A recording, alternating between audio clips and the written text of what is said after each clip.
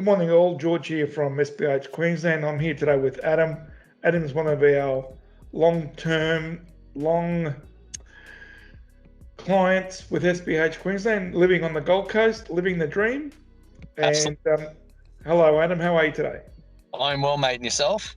I'm great. Thanks for asking. So, Adam, can you just tell us a little bit about yourself for people who don't know who you are, what you do, where you're at, and all that sort of thing? Yeah, absolutely. So I'm 38, obviously born with spina bifida and hydrocephalus.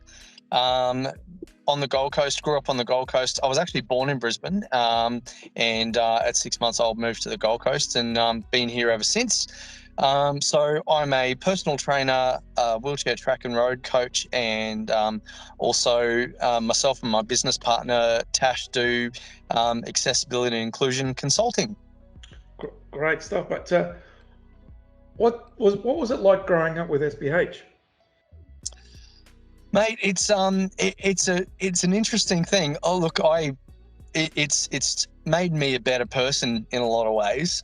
Growing up with, let's not sugarcoat it. Growing up with spina bifida and hydrocephalus, there's some pretty tough roads. But and there was a lot of hospital trips, a lot of hospital trips and surgeries. But in the end, they've made me the person. I'd like to think they've made me the person I am now, and as independent and as I am now, and able to do everything that I do. So, in saying made you a better person, what in what way? Can you tell us? Yeah, absolutely. I honestly believe those early trials and things that I went through, and I mean I still have them obviously as an adult with spina bifida, but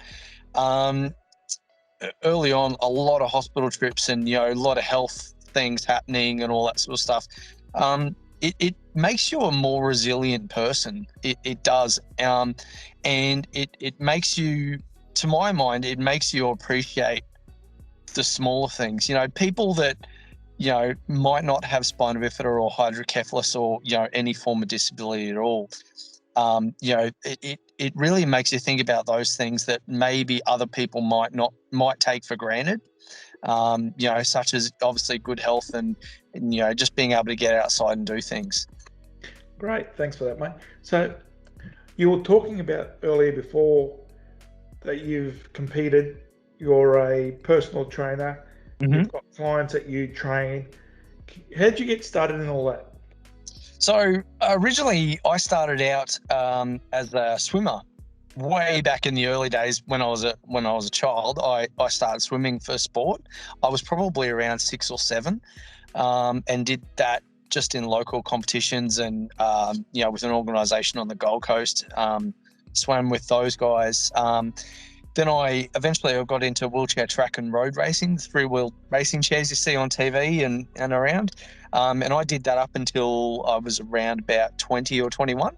Loved that. I got to travel. I got to see a bit of the world, meet some awesome people, made some really good friends also with spina bifida and hydrocephalus and, who just get that side of stuff.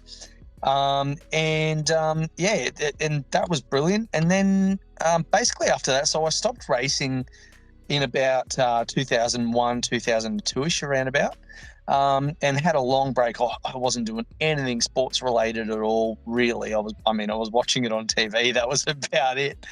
After, yeah, exactly. And after a couple of years of doing that, I was still eating the amount of food that I ate when I was competing, but not burning it off. And so I decided it was time to get back into doing something. And so then I decided, and I always had a passion for sport and athletics and disabled sport. So I decided I'd do my Cert 3 and 4 in fitness and become a qualified personal trainer. Which I did, and I worked in a gym for a period of time, and just because in Queensland it's really hard to find anyone who knows anything about wheelchair racing. So I competed for a while, and I know a little bit about it. So I ended up just getting approached by some people and saying, "Hey, can you give us a hand?" And I put my hat in the ring, and here we are. So that brings me to the next question. So when did you stop? I think you stopped competing back in 2001. Is that? Yeah, Yeah. 2001, 2002 it was, yeah. And then you took up the Cert 3 and 4 in personal fitness and all that. What about coaching? When did you start coaching? I really only started coaching maybe about 3 years ago. A young lady, she'll like that.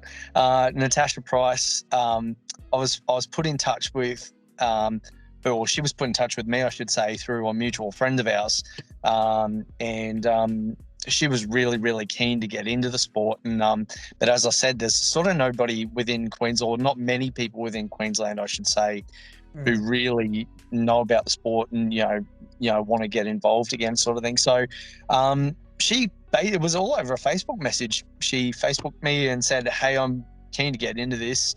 Can you help me out?" And I'm like, "Absolutely, let's do this." So as they say, the rest is history. That's great, mate. So I just want to move on to something else a little bit different now. Yeah, sure. I would like to talk about family. Yeah. Okay. So stop me if I'm wrong, but mum, dad, brothers, sisters, wife, children. Absolutely. Tell me what family means to you. Family is absolutely everything to me. I said this before, about making it me the person I am today, and I truly believe my family. I grew up in a family. My mum and dad were very much, you go out, you try everything. I wasn't really wrapped in cotton wool.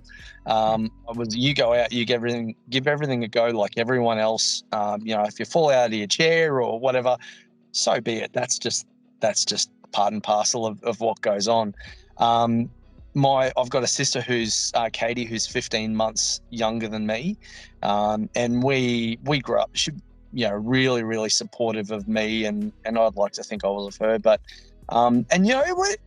growing up with an older brother with a disability like spina bifida, as I said before, a lot of hospital trips and that sort of thing. So she kind of had to just tag along with a lot of that, I guess you'd say, and but always amazingly supportive and that sort of thing.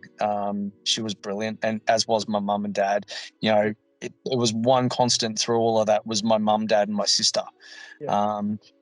And then later on, I met my wife, and we were married in 2010, Christy, and I met her through a camp that we were both involved in, actually. And funnily enough, we actually knew each other for about 6 or so years before we even got together and started. And we thought, hey, there might be something in this, And then, moved forward 7 years. My 4-year-old Fletcher came along. So, yeah.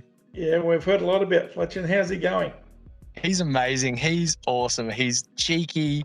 Everyone says he's a little me, actually. But because he'll say and he'll do things, and then my wife just looks at me and death stares me and said, "That came from you. That was you." Well, he's got to take from somewhere, mate, and I think he's taken from you. Yeah, he's amazing. He's such a good kid, and he's got a kind heart and a good nature. So I'm very proud. That's great, mate. My next question now is, what would you say to someone who are wanting to get into sport, especially para sports or a career in working? What would you say to someone with a disability? It doesn't have to be SPH, can be any disability. What would you say to them? Find something you love. Find something that you wake up in the morning and that's the first thing you think about, or maybe not the first thing, but one of the first things you think about when it gets to the point. If it's something that you might give it a go and make sure you enjoy it. And if you find you enjoy it and you're passionate about it, it's not a chore to go and do. It's just, but particularly for people with spina bifida and hydrocephalus, to keep us fit and healthy, sport is such an amazing vehicle to do that. It really, really is. Right.